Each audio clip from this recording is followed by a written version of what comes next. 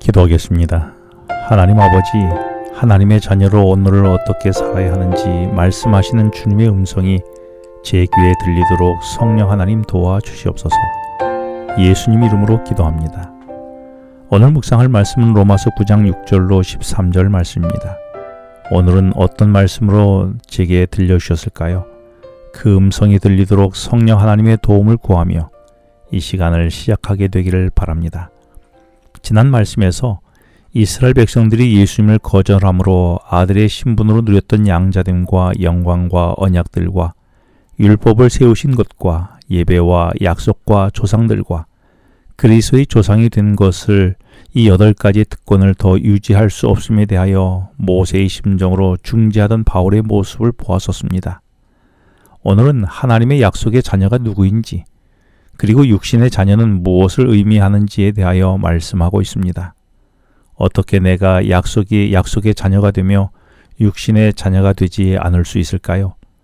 이 질문에 대해서 6절부터 8절에서 하나님의 말씀이 폐허해지지 않았다라며 하나님의 약속은 분명한데 사람들이 자기 생각대로 하나님의 약속을 멋대로 해석하고 변경한다는 것입니다. 그렇다면 어떻게 하나님의 약속을 자기 멋대로 해석하고 변경하려고 했을까요? 이어지는 말씀에서 이스라엘에게서 난 그들이 다 이스라엘이 아니요 또한 아브라함의 씨가 다 그의 자녀가 아니라 오직 이삭으로부터 난 자라야 넷이라 불리리라고 하셨다고 했습니다.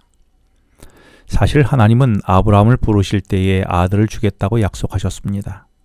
이후 아브라함은 그의 아내 사라뿐만 아니라 하갈과 그두라를 통해서 모두 8명의 아들을 낳았지요. 이때 아브라함은 하나님이 약속하신 아들을 하갈을 통해서 낳은 이스마엘을 약속의 아들로 하려고 했습니다. 그런데 하나님은 아브라함이 아들을 낳았다고 해서 모두가 약속의 아들이 되는 것은 아니라고 하셨지요. 반드시 사라를 통해서 낳은 아들인 이삭을 통해서 나온 아들이 약속의 아들이라고 하신 것입니다.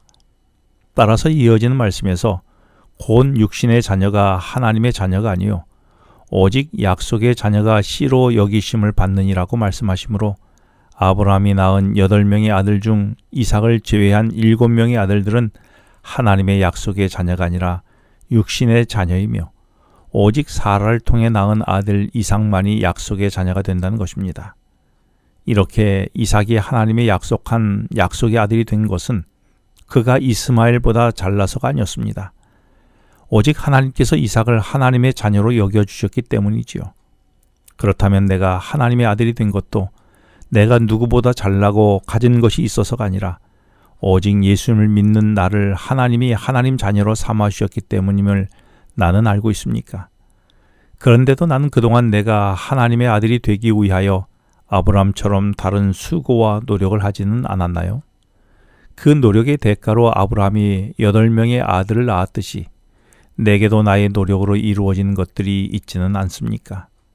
그래서 나의 수고와 공로를 내세우다가 내가 속한 공동체에서 분란과 문제가 더 발생한 적은 없었습니까? 내 공로가 주장될 때에 아브라함이 육신의 자녀로 낳은 이스마엘과 하나님 백성 사이의 분쟁이 끊이지 않았던 것처럼 내가 속한 신앙 공동체에도 끊임없는 분쟁이 그리고 소음이 있었음을 나는 알고 있습니까? 그래서 내 욕심과 내 노력으로 내 만족을 위하여 이루어진 것들은 어떤 것들이 있습니까? 그것을 오늘 경계해야 하지 않을까요? 하나님의 백성이 된 이스라엘 백성은 오직 하나님이 약속하신 아들인 이삭을 통해서와 그의 후손인 야곱을 통해서만 이루어지게 되었습니다. 이 사실을 좀 더 자세히 설명하는 것이 이어지는 말씀인데 9절에서 하나님이 하신 약속의 말씀은 이것이라면서 그 아들에 대한 약속은 하나님이 아브라함에게 약속하신 그 다음 해에 사라가 낳을 아들이 약속의 아들이란 것입니다. 그리고 10절에서는 사라가 낳은 아들의 아내 리브가에게도 2 아들이 있을 것인데 11절에서 비록 아직 그들이 태어나지도 않았지만 하나님의 택하고 부르심을 입은 둘째 아들이 약속의 아들이 될 것이라고 했습니다. 그래서 이 언약에 따라 둘째인 야곱을 통해서 하나님의 백성인 이스라엘 백성을 이루게 될 것이라고 한 것입니다.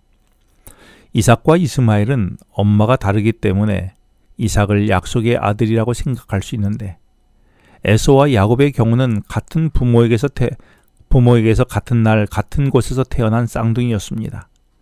그래서 에서와 야곱은 차이가 있을 수 없지요. 그런데 하나님은 그들의 행위와 상관없이 야곱을 택하여 하나님의 씨로 삼으셨습니다. 바울은 이 사건을 선택하며 우리가 예수를 믿어 구원함을 받는 것은 우리의 일이 아니라 하나님의 약속에 근거한 것임을 말씀하고 있는 것입니다.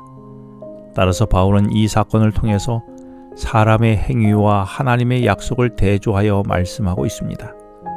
내가 하나님을 믿고 하나님의 자녀가 된 것은 그 사람의 행위가 합당하기 때문이 아니라 내가 하나님의 자녀가 되는 것은 마치 하나님이 아브라함에게 8명의 자녀가 있었지만 오직 사라를 통해 태어난 이삭을 택하시고 부르셔서 약속의 자녀가 되게 하신 것처럼, 그리고 아직 태어나지도 않은 이삭의 둘째 아들 야곱을 택하시고 부르신 것처럼 하나님을 믿는 사람들을 하나님의 자녀로 삼겠다고 말씀하신 하나님의 약속에 근거하여 우리가 하나님의 자녀가 되게 하셨다는 것입니다. 따라서 아담으로 인해 죄와 사망의 자녀가 된 우리가 구원받아 다시 하나님의 아들들이 되는 것은 나의 수고가 아닌 하나님의 은혜였다라고 고백해야 하지 않겠습니까? 기도하겠습니다.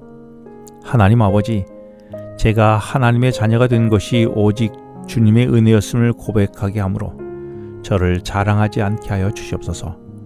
예수님 이름으로 기도합니다.